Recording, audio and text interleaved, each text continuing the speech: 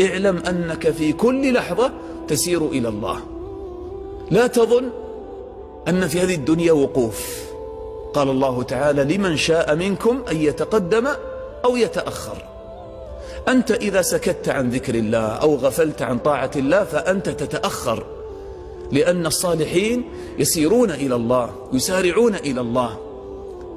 فشمر عن ساعد الجد، وسارعوا إلى مغفرة من ربكم وجنة عرضها السماوات والأرض أعدت للمتقين.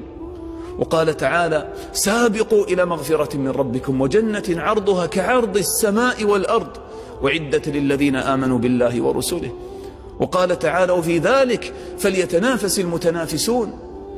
قال بعض السلف: إن استطعت أن لا يسبقك إلى الله أحد فافعل. وقال موسى عليه الصلاة والسلام: وعجلت إليك ربي لترضى.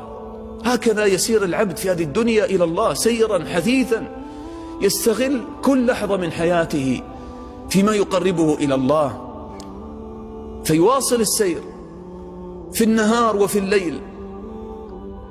وهو الذي جعل الليل والنهار خلفة لمن أراد أن يذكر أو أراد شكورا.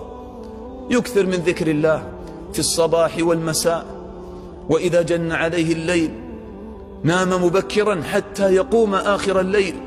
ويقوم الليل الذي يخاف سيواصل السير إلى الله في ليله ونهاره.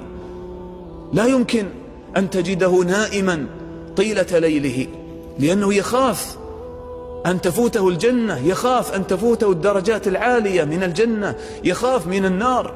ولهذا روي في بعض الأحاديث، ولعله من كلام بعض السلف، قال: ما رأيت مثل الجنة نام طالبها، ولا مثل النار نام هاربها. الذي يتفكر في نعيم الجنة وعظمه هذا يجعله لا ينام الليل. ما رأيت مثل الجنة نام طالبها.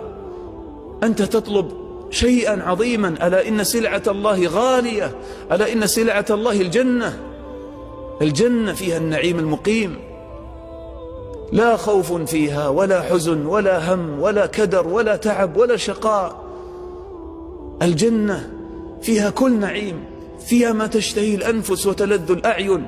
الجنة هي دار الرحمن، تكون بجوار الرحمن، تنظر إلى وجه الله الكريم جل وعلا، وتصاحب فيها النبيين وتصاحب فيها النبيين، وتكون مع النبي صلى الله عليه وسلم وأصحابه رضي الله عنهم.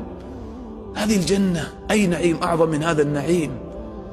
فمن أراد هذه السلعة الغالية العظيمة